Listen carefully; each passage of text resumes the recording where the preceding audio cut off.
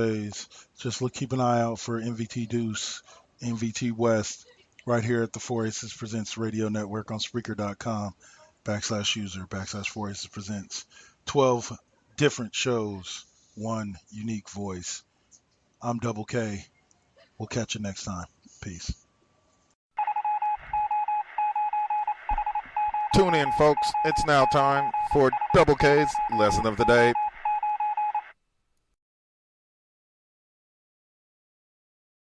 All right, I promised you a tuck rule rant, and I'm going to go off on it now.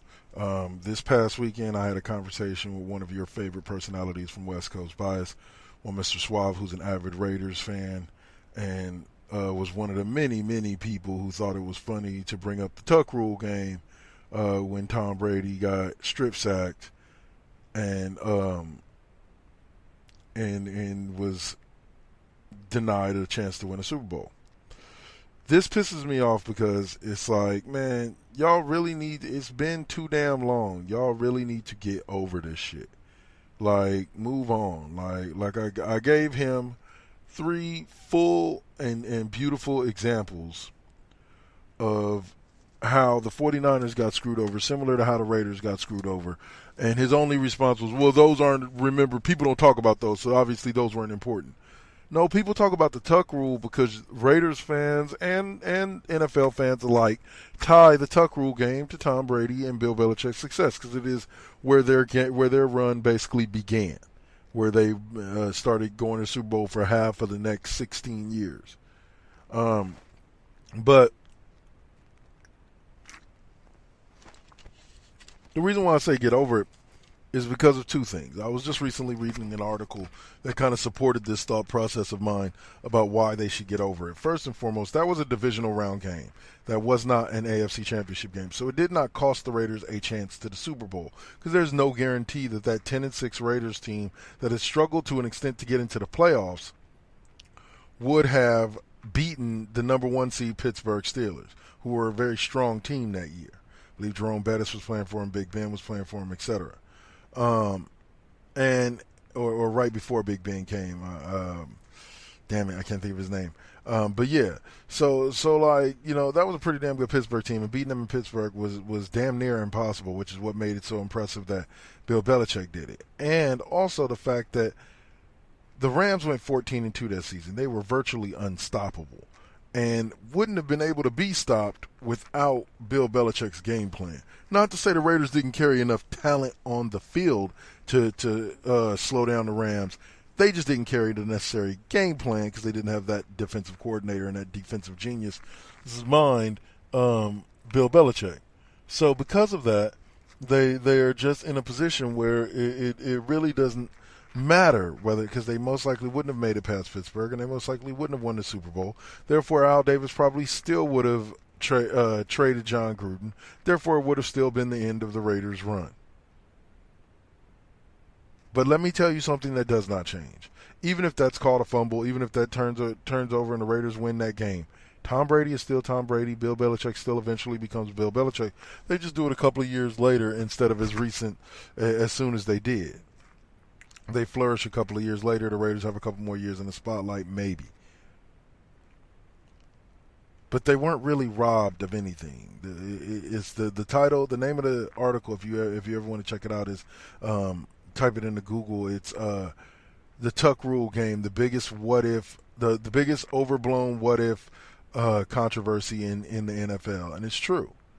It's just overblown and overrated, and just it's really not as much as Raiders fans would like to make you think. They like to make you think that Tom Brady wouldn't be Tom Brady without the Tuck Rule game, and Bill Belichick wouldn't be Bill Belichick, and they wouldn't be on the run they would be on, and the Raiders would be on this run that they're on now. And none of this is true. None of this is true. The Raiders probably still end up in a few years of doldrum and dutrum because Al Davis still makes a stupid mistake of getting rid of John Gruden when initially his original reason for getting rid of John Gruden had nothing to do with them losing that game. It had everything to do with the fact that he just didn't like John Gruden. Him and John Gruden didn't get along well, which is why all of a sudden after Al Davis died, all the talk of Gruden coming back to the Raiders started kicking up. So now we have Gruden back with the Raiders. So now we going to go ahead and talk about it. Suave, I'm sorry, bro. You talk about how everybody talks about it. You know me. I watch ESPN 24/7. You know I watch First Take every morning. Nobody was talking about the Tuck Rule game at any point during this season or last season that I can remember. Maybe if you stop watching all that Raiders-centric stuff and listening to those Raiders-centric groups and all that, yeah, of course they bring it up every year around this time because they're still fucking bitter. So anyway, that's been my lesson of the day for today. We're going to come back, talk a little bit more Super Bowl and some NBA trade deadline talk. All right, and this has been Double K's lesson of the day. Hope you enjoyed. See you on the flip side.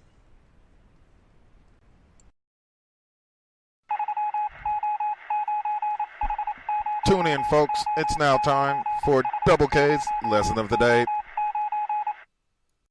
Hey, Saturday night, live at 7 p.m. Pacific.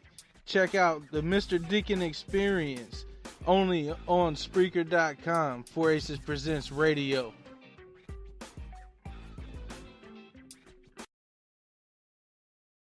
And right now you're listening to Revolving Door episodes right here on the 4 Aces Presents Radio Network on Spreaker.com. I am Double K, and this is Double K's Classroom. Next up should be Planet of Cole, Blues Rock and Cole, but we'll see. Depends on how Cole's feeling. But most likely I believe he'll be on. Let's talk a little NBA trade deadline talk, because first and foremost, let's start with, I'm not going to dig too much into this, but let's start with Blake Griffin to the Pistons.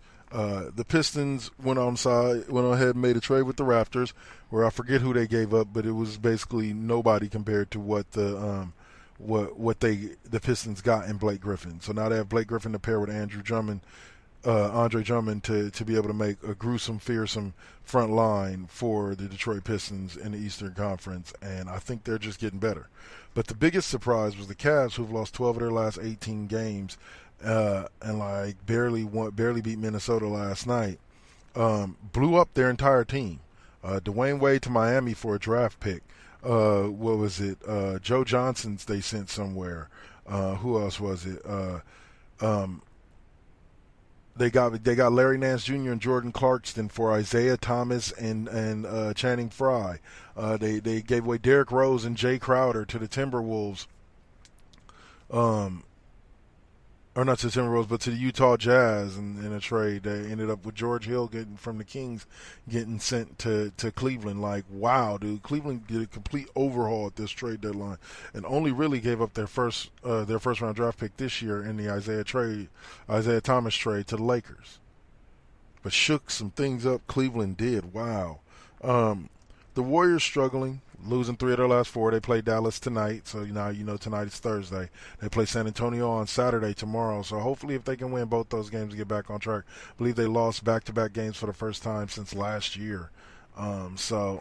This is still a good team. They just need to get their shit together. I think they need Jordan Bell back. They're struggling on the defensive end. They need to get better there, but they will before playoff times. This All-Star break should be a good reset for the Warriors to come back. They'll be 44-13, so that's 57 games, so they'll still have 25 left to play. They can get it straight and go like 20-5 in those 25. They'll be all right.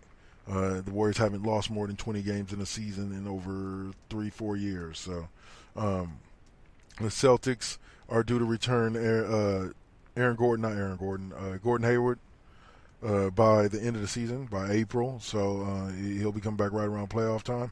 We'll see if that screws with their chemistry or not. I think it's huge news that they'll have him back for the playoff run, because Cleveland's falling apart and may not even get out of the first or second round. But I think that having LeBron James, he can throw you on his back and carry you to at least the conference finals. So it should be them there against the Celtics. We may see 2 new teams in the NBA Finals. Be prepared for that, folks. The Warriors are susceptible. They're very, very susceptible at this point, and so are the Cavs. So they very well might not make it to the finals to face each other for a 4th consecutive year. But it's been a fun run while it lasted. I hope the Warriors run continues, and they can get past the Houston. I still believe that Houston and Oklahoma City are going to have to go through each other in order to get to the Warriors, so that'll knock off at least one potential threat before they even get to the Warriors. So Other than that, I'm going to go ahead and wrap it up early. I'll let y'all get a little gap time before Planet of Coal, Blues, Rock, and Coal. And I'll see y'all next week for K-Double's 5th period music class, where we're doing Listener's Choice 6. This time the listeners chose Avril Lavigne as the artist of the week. So we'll be listening to some Avril Lavigne throughout the years. So hope you'll enjoy. I hope you enjoyed this edition of Double K's Classroom, and hope you enjoy next week's episode of K-Double's 5th period music class. Right here on Revolving Door episodes, Spreaker.com, 4 Aces Presents. For now, class is dismissed.